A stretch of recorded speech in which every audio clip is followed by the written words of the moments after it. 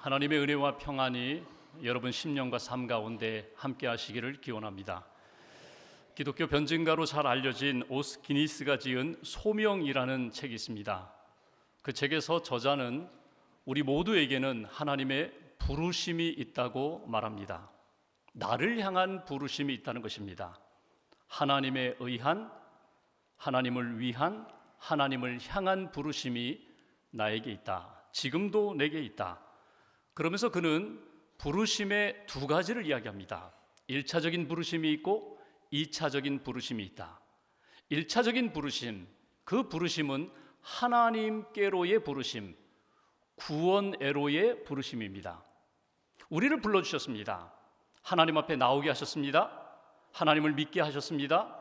하나님이 보내신 예수님을 믿고 구원받게 하셨습니다. 구원의 확신을 갖고 이 땅에서 하나님의 자녀로 살게 하신 구원애로의 부르심이 우리에게 있다는 것입니다. 그리고 이 1차적인 부르심에 믿음으로 응답하고 믿고 구원받은 모든 사람들에게는 곧 이어서 하나님의 두 번째 부르심이 따라옵니다. 그 2차적인 부르심은 사역애로의 부르심입니다.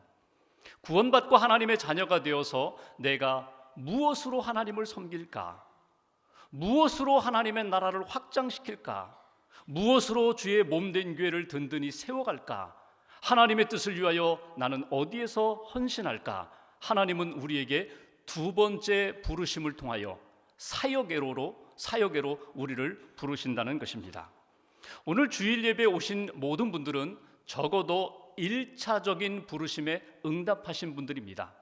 예수 믿고 구원받아 하나님 앞에 예배드리기 위하여, 하나님을 찬양하기 위하여, 나의 믿음을 고백하고 하나님의 영광을 체험하기 위하여 오신 분들입니다. 예수님을 아직 믿지 않는 분들도 이 예배를 통하여 하나님의 음성을 들어볼까? 내가 한번 믿음을 가져볼까? 적어도 하나님의 부르심에 응답하여 이 자리에 오신 분들입니다. 그러나 아직 예수 믿고 구원은 받았는데 2차적인 부르심에 대하여 경험이 없는 분들, 아직 2차적인 부름에 대하여 다시 한번 믿음으로 고백하며 헌신이 없는 분들도 이 자리에 있을 것입니다. 한번 제가 질문을 던져봅니다. 여러분 스스로에게 한번 질문을 던져보시고 아멘으로 한번 답을 해보십시오. 하나님께서 나를 부르셔서 구원받게 하셨음을 여러분 믿으십니까? 하나님께서 나를 부르셔서 사역할 수 있도록 하나님이 나를 부르셨는데 그 사역에 순종하고 계십니까?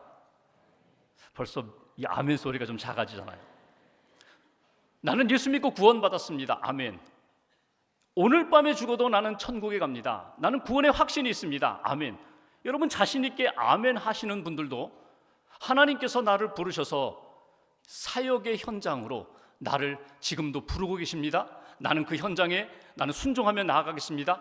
여기에 대해서는 아멘으로 자신 있게 답하지 못하는 분들도 적지 않습니다. 인생을 살아가면서 나는 하나님의 부르심 속에서 살고 있다. 하나님이 나를 부르셔서 구원받게 하셨고 하나님이 나를 부르셔서 내 삶의 현장에서, 신앙의 현장에서, 사역의 현장에서 지금도 하나님과 동행하며 믿음의 역사를 경험하고 있다. 여러분 이런 믿음을 가지고 체험을 가지고 산다는 것은 참으로 귀하고 복된 일입니다. 성경의 역사를 보시면 하나님이 시대마다 사람들을 부르셨습니다. 노아를 부르셨고 아브라함을 부르셨고 모세를 부르셨습니다. 베드로를 부르셨고 바울을 부르셔서 하나님의 뜻을 이루셨고 하나님의 나라를 확장시켜 가셨습니다. 그것은 오늘도 여러분을 부르시고 저를 부르셔서 하나님이 지금도 구원의 역사를 이루시고 또 하나님 나라를 세워가시는 사역의 역사를 지금도 이루어 가신다는 것입니다. 여러분, 내가 영적으로 너무나 교만해서 아직도 내 자아가 살아있어서 하나님의 부르심에 대하여 믿음으로 응답하지 못한다면 하나님은 너무너무 안타까워하십니다. 내가 나태해져서 또 다른 사람들과 비교하면서 시기 경쟁 때문에, 질투 때문에 사역의 현장에 믿음으로 순종하지 못한다면 하나님은 너무너무 가슴 아파하신다는 것입니다. 오늘 본문 말씀은 예수님께서 오병이어 기적 이후에 자기에게 많이 따라오는 사람들, 자기를 찾아오는 사람들을 향하여 주신 말씀입니다. 오늘 이 말씀을 통하여 구원받고 하나님의 일을 감당하기 위하여 우리가 붙들어야 할 것이 무엇인가, 몇 가지로 신앙적인 교훈을 얻고자 합니다. 먼저 26절 말씀 보실까요? 제가 26절 봉독하겠습니다. 예수께서 대답하여 이르시되 내가 진실로 진실로 너희에게 이르노니 너희가 나를 찾는 것은 표적을 본 까닭이 아니요 떡을 먹고 배부른 까닭이로다.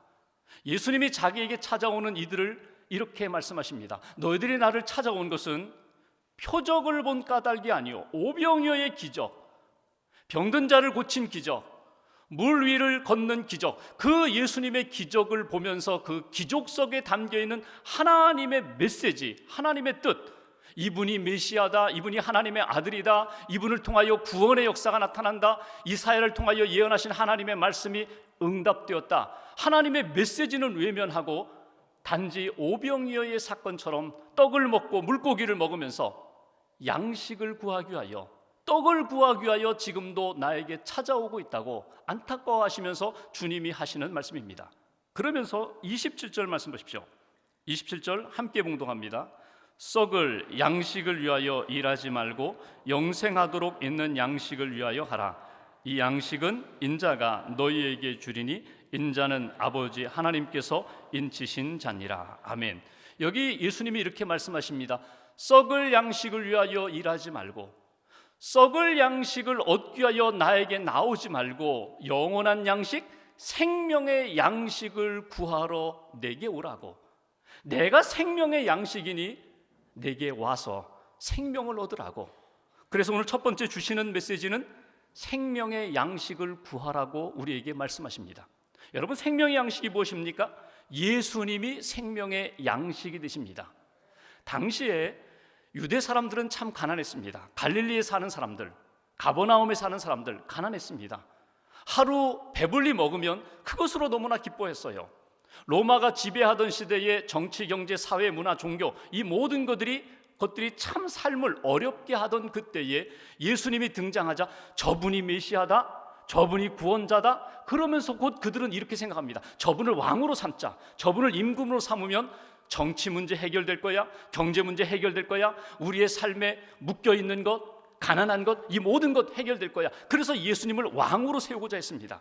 왕으로 세우고자 했던 그 마음속에는 무엇이 담겨 있는가 하면, 저분이라면 먹을 것 문제없어, 저분의 능력이라면 우리를 누르고 묶고 있는 모든 그 사회적인 문제 해결될 거야. 그래서 예수님을 왕으로 삼고자 많은 사람들이 몰려들고 있습니다. 근데 예수님은 그들을 바라보시면서 뭐라고 하셨어요?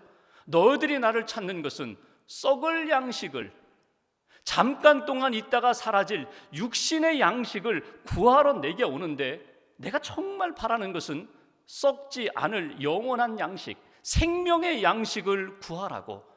예수 그리스도, 내가 생명의 양식이니 나를 구하라고, 나를 믿으라고, 나를 바라보라고. 그것이 예수님이 주시는 메시지입니다. 여러분 스스로에게 질문을 던져보십시오. 오늘 여러분 주님 앞에 오셨습니다. 예배를 드리며 내 마음이 무엇을 향하고 있는가? 무엇을 구하고 있는가? 내가 무엇을 간절히 사모하고 있는가?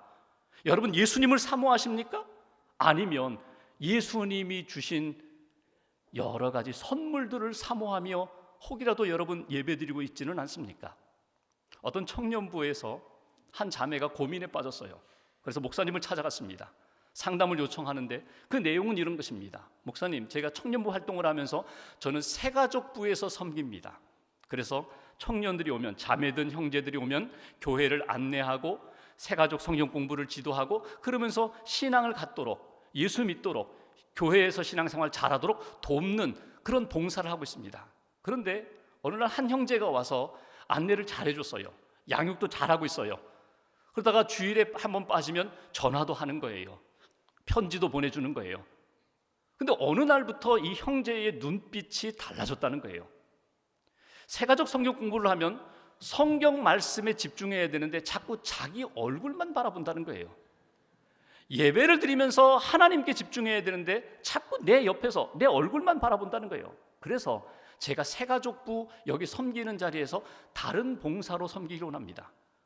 그 형제에게 내가 신앙의 친절을 베풀었는데 그 형제가 혹시라도 남녀간에 그런 친근감으로 내게 그렇게 호감을 갖는지 모르겠습니다. 제가 그 형제와 거리를 두는 것이 저에게도 그 형제에도 도움이 될 것 같습니다. 여러분 어떻게 생각하세요? 다른 사람의 이야기가 아니라 어쩌면 그 속에 내가 있는지 모릅니다. 주님을 바라보겠다고, 주님을 믿겠다고, 예수님, 생명의 양식 되신 주님을 구하겠다고 나왔는데 어느 순간에 그 본질은 잃어버리고 사람만 보게 돼요. 내 손에 무엇이 잡힐까? 이익만 추구하게 돼요. 그러다 보니까 주님이 너무나 안타까워하시는 그런 모습에 내가 빠질 수 있다는 것입니다. 오늘 예수님은 분명히 이야기하십니다. 썩을 양식을 위하여 살지 말고, 썩을 양식을 위하여 나오지 말고 영원한 양식, 생명의 양식을 구하는 그런 인생이 되라고. 여러분 아침 드셨어요? 아침 식사 못하신 분들도 계실 텐데, 여러분 한 끼 안 먹으면요 조금 시장하지만 배가 고프지만 견딜 수 있어요. 근데 점심은 바빠서 건너뛰었어요. 저녁에는 뭐 이렇게 하다가 일을 하다가 그만 저녁도 굶었어요.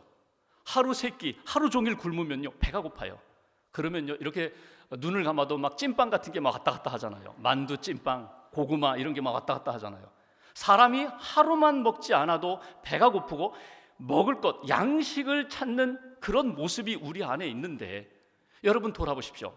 내가 정말 예수 그리스도를 그렇게 간절히 찾고 있는가? 예배를 드리며 주님을 바라보며 정말 영적인 배고픔으로, 영적인 가난함으로 주님을 간절히 찾고 있는가? 사도 요한이 요한 3서 1장 2절에 그는 이렇게 표현합니다.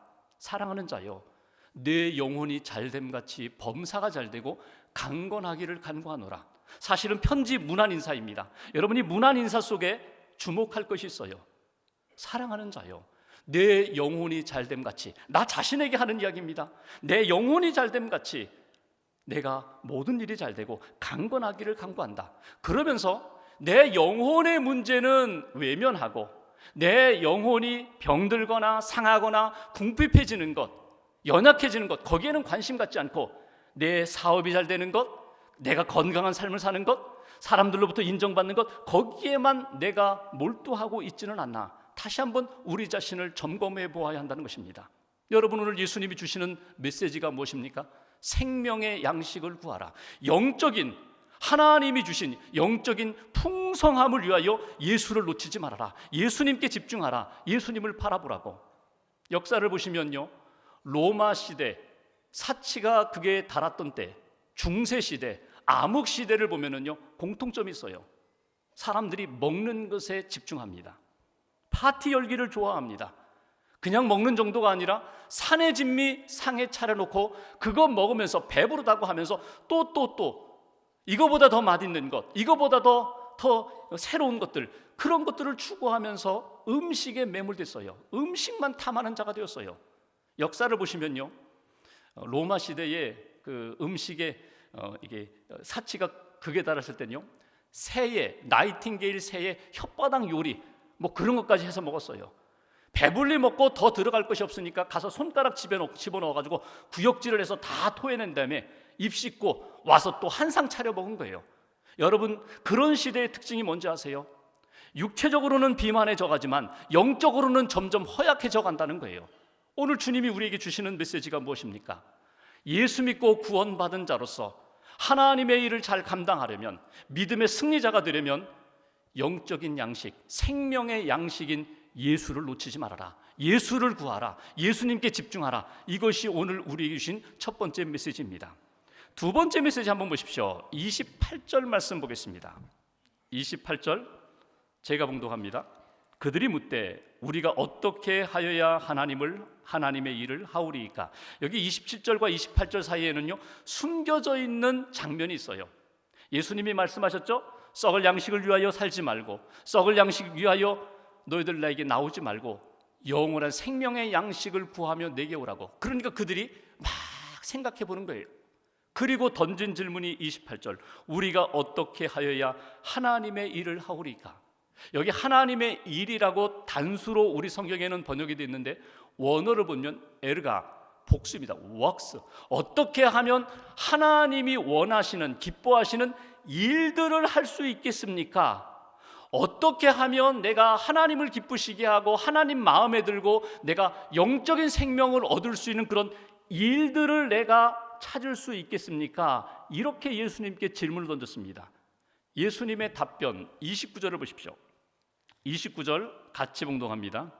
예수께서 대답하여 이르시되 하나님께서 보내신 이를 믿는 것이 하나님의 일이니라 하시니, 예수 그리스도, 하나님께서 보내신 예수님을 믿는 것이 하나님의 일이다. 에르곤 단수, 하나님의 일, 여러 가지 복잡한 일들, 다양한 일들, 무엇을 하면 내가 인정받을까, 무엇을 하면 내가 하나님 마음에 들까, 그 일을 먼저 찾지 말고 믿음을 먼저 찾으라고, 예수를 제대로 좀 믿으라고. 오늘 그래서 두 번째 우리에게 주시는 메시지, 생명의 양식을 믿으라는 거예요. 예수님을 믿으라. 예수님도 믿으라가 아니라 오직 생명의 양식인 그분만 믿어라. 그분을 믿고 그분이 원하시는 뜻 가운데 살면 나머지 우리에게 주신 모든 사역들도 감당할 수 있을 거야. 이것이 우리에게 주신 예수님의 메시지입니다. 유대 나라 당시 예수님 시대의 사람들이나 오늘 이 시대의 우리들도 나름대로 사람들을 이렇게 분류를 합니다. 쉽게 이렇게 생각해 보죠. 좋은 사람, 착한 사람, 선한 사람, 나쁜 사람, 악한 사람, 못된 사람. 여러분 어디에 속하세요?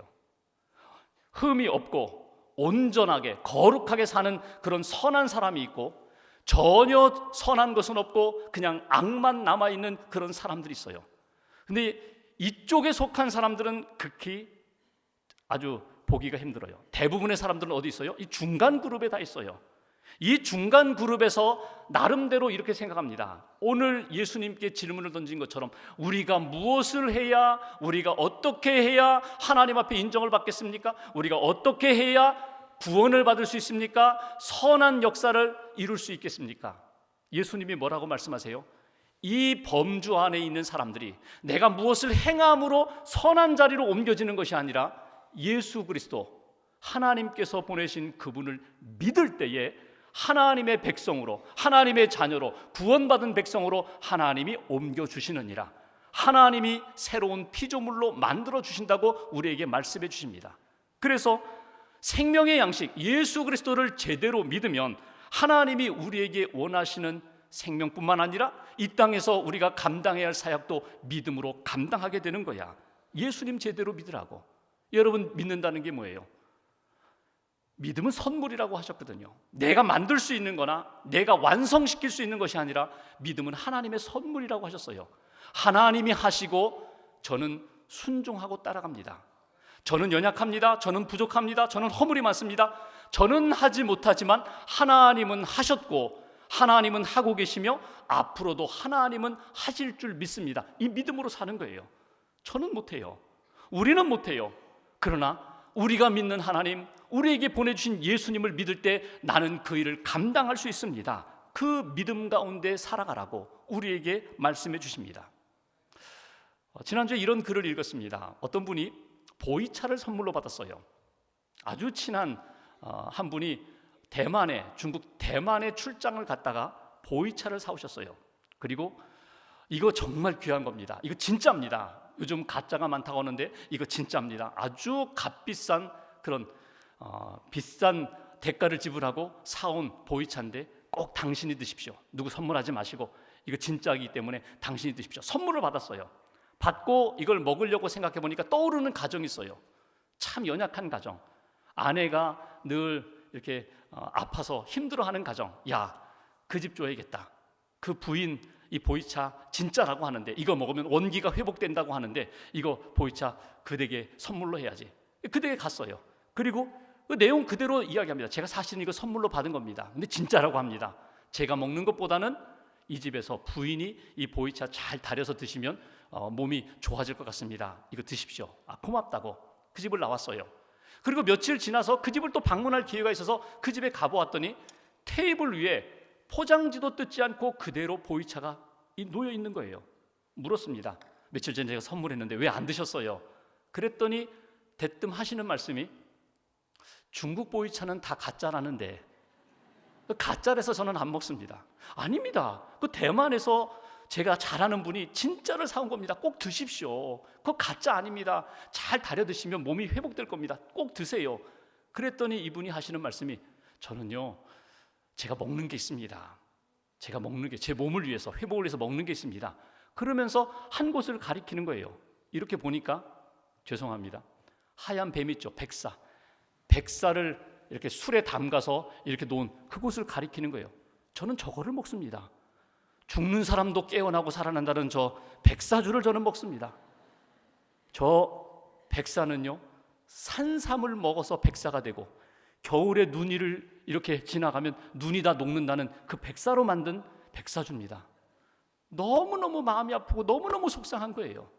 아니 가짜로 이야기한다면 보이차보다 백사주가 더 가짜가 많은데 그게 다 가짜인데 내 진심을 왜 몰라줄까? 왜 내 말을 왜 믿어주지 않을까? 이거 진짜라고 해서 내가 어렵게 선물했는데 왜 그걸 받아주지 않을까? 저는 그걸 읽으면서 하나님이 저와 여러분들에게 주시는 말씀 같아요. 예수님을 이 땅에 보내주셨어요.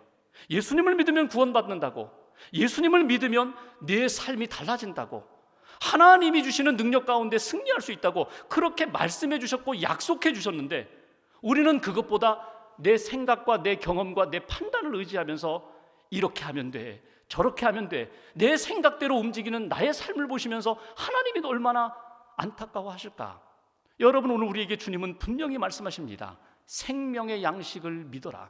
생명의 양식을 믿을 때 구원을 받고 생명의 양식 예수 그리스도를 믿을 때 내 인생이 달라지고 사역이 달라진다고. 이것이 오늘 우리에게 주신 두 번째 메시지입니다. 세 번째 30절 말씀 보실까요? 제가 봉독합니다. 그들이 묻되 그러면 우리가 보고 당신을 믿도록 행하시는 표적이 무엇이니까? 하시는 일이 무엇이니까? 여러분, 이 말씀이 뭐예요? 내가 생명의 양식이다, 나를 구하라, 나를 믿으라. 그러니까 그들이 이렇게 얘기합니다. 당신이 진짜 하나님의 아들이라면, 메시아라면 증거를 보여주십시오. 확실한 증거를 표적을 보여주어서 우리로 하여금 자연스럽게 믿게 해달라고. 그러면서 이런 이야기를 합니다. 구약시대의 광야에서 이스라엘 백성들이 만나를 먹은 것처럼, 광야에서 예수님 당신이 오병이어의 기적을 행한 것처럼 그 옛날 그 구약시대 모세가 하늘의 떡을 가져다가 만나를 가져다 백성들에게 다 40년 동안 먹인 것처럼 우리에게 표적을 보여달라고. 예수님이 뭐라고 이야기하십니까? 모세가 준 것 아니다, 하나님이 주신 떡이다. 그 떡은 잠깐 먹고 그 다음날 또 배고파서 가져다가 먹는 만나지만 참떡을 하나님이 주셨다. 그 참떡이 무엇이라고요? 35절 말씀, 오늘 요절입니다. 35절 함께 봉독하겠습니다. 예수께서 이르시되 나는 생명의 떡이니 내게 오는 자는 결코 줄이지 아니할 터요 나를 믿는 자는 영원히 목마르지 아니하리라. 아멘. 예수님이 말씀하세요. 내가 생명의 떡이다. 내가 생명의 떡이다. 내가 생명의 떡이니 내게 오는 자는 결코 줄이지 아니할 터요 나를 먹는 자는 영원히 목마르지 아니하리라. 나를 먹으라는 거예요. 생명의 양식을 먹으라는 거예요. 예수님을 먹으라는 거예요. 예수님을 먹는다는 게 뭘까요? 생명의 양식을 먹는다는 게 뭘까요? 생명의 양식 되시는 예수님과 깊은 교제 속에, 관계 속에서 살아갈 때 믿음의 역사도 그리고 사역의 역사도 너희들이 경험하게 될 거야. 그래서 오늘 세 번째 주시는 메시지, 생명의 양식을 먹으라. 여기 생명의 양식, 이 생명은요 비오스, 헬라어로 비오스, 우리 영어로 바이오, 우리 육체적인 몸을 이야기하는 것 아닙니다. 조에, 이건 영적인 생명입니다. 내가 영적인 생명의 양식이 된다. 생명의 떡이다. 나를 먹으라. 여러분, 떡이라고 번역을 했는데 원래는 이 빵이죠. 빵. 내가 생명의 빵이다.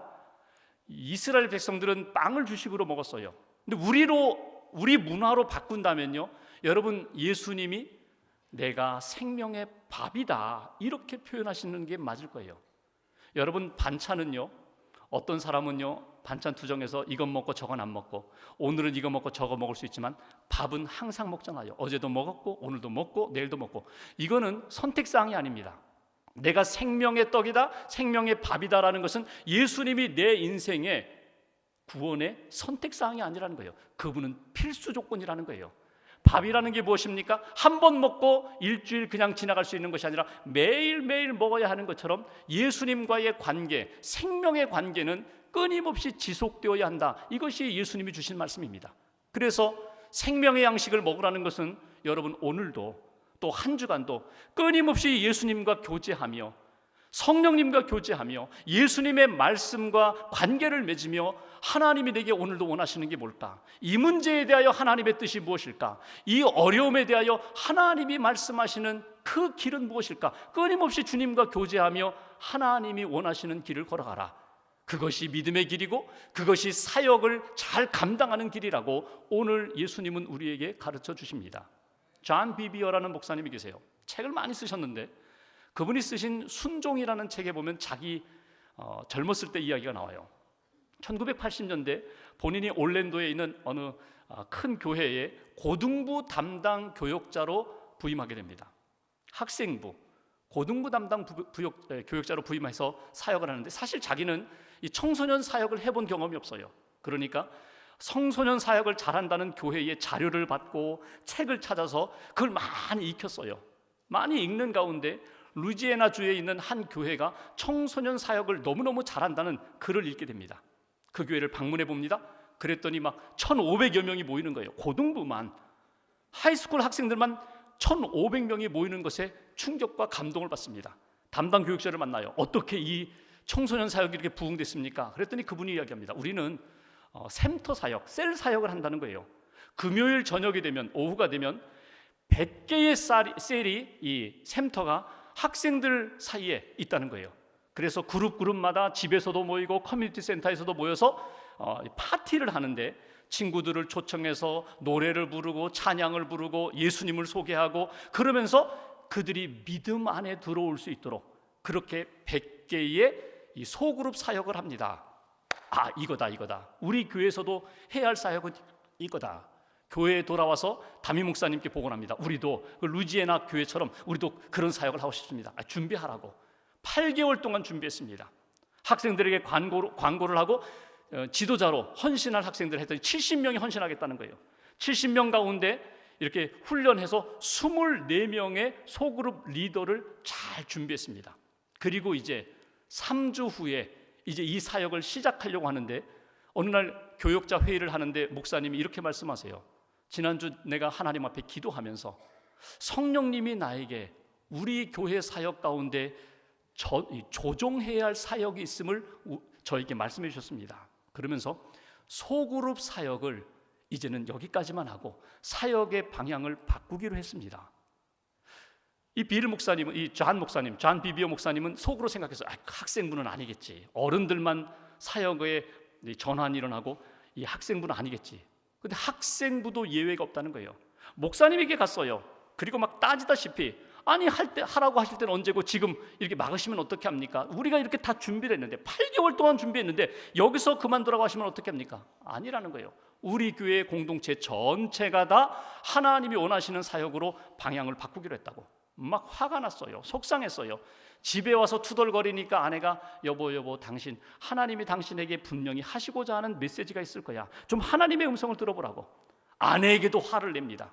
목사님에게 화가 나고 아내에게 화가 나고 그래서 방에 들어가서 창문을 통해서 이렇게 바깥을 바라보는데 성령님이 이 목사님 안에 들어오셨어요. 존 목사님 안에 들어오셨어요. 그리고 이제 던지시는 질문입니다. 존, 왜 이렇게 화가 났어? 너는 누구의 사역을 하고 있니? 너는 내 사역을 하고 있니? 내 사역을 하고 있니? 당연히 하나님의 사역을 하고 있죠. 저는 주님의 사역을 하고 있습니다. 아니야. 너는 내가 보니까 내 사역을 했어. 그리고 내 사역을 준비하고 있는 거야. 내 사역을 좀 해다오. 아닙니다. 제가 영혼을 구원하는 사역을 하려고 하는데요.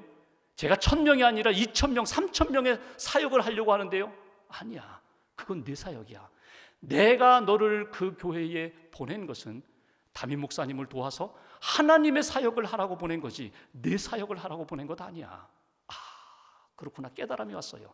그리고 목사님께 죄송하다고 제가 목사님 말씀대로 제가 방향을 전환하겠다고. 근데 문제는 학생들이에요. 8개월 동안 그렇게 열심히 양육했는데 24명의 학생들을 어떻게 설득시킬 건가 기도합니다. 그리고 학생들 앞에 나가서 이 존 목사님이 이렇게 표현합니다. 얘들아, 기쁜 소식이 있다. 하나님이 우리를 구해 주셨어. 우리는 하나님의 뜻이 아닌 일을 시작하고 추진할 뻔했어. 성령님께서 담임 목사님을 통해 우리 교회의 방향을 이렇게 바꾸셨다. 셀 그룹이 아니라 이제는 다른 사역을 통하여 하나님의 교회를 세워가시려고 해. 그런데 놀랍게도 24명의 학생이 목사님이 그렇게 하나님의 음성을 들으셨다면, 그리고 존 목사님이 그렇게 하나님의 뜻에 순종하신다면 우리도 해야죠. 24명이 그렇게 받아들였다는 거예요. 그리고 나중에 보면은 그 24명이 나중에는 전문 사역자로 다 하나님 앞에서 쓰임 받았다는 겁니다. 여기서 한 가지 주목할 것이 있어요. 그건 뭐냐면, 여러분, 우리가 어떤 일을 하든지 어떤 믿음의 사역을 하든지 하나님과의 교제를 잃어버리지 마셔야 된다는 거예요. 담임 목사님이나 존 목사님이나 24명의 그 고등학생들조차도 하나님과 교제함이 있었기 때문에 오늘 하나님이 주시는 뜻이 무엇인지 그 뜻을 놓치지 않고 순종할 때 하나님의 역사가, 하나님의 놀라운 일들이 나타났다는 것입니다. 여러분, 놓치지 마십시오. 혹이라도 지금 내 마음 가운데 내가 원하는 게 뭘까? 내가 하고 싶은 게 뭘까? 내가 할 수 있는 게 뭘까? 그것을 먼저 생각하고 그것 붙잡고 사역을 시작하려고 하는 마음이 있다면 하나님은 아니야, 잠깐 멈추고 내가 원하는 게 뭘까? 하나님이 나에게 원하시는 게 뭘까? 하나님이 나에게 보내주시는 곳이 어디일까? 하나님이 나를 어디로 부르시는가? 하나님이 원하시는 사역의 마음과 생각을 집중해야 한다는 것입니다. 여러분, 예수님이 생명의 양식이라고 말씀하십니다. 나는 생명의 떡이다. 나는 생명의 떡이다. 나를 구하고 나를 믿고 나를 먹는 자에게 하나님이 놀라운 역사를 베풀어 주신다고. 2000년 전 예수님이 제자들과 무리에게만 하시는 말씀이 아니라 오늘 저와 여러분들에게 주시는 하나님의 음성으로 받으시고 생명의 떡으로, 생명의 양식으로 승리하는 복된 한 주간 되시기를 주님의 이름으로 기원합니다.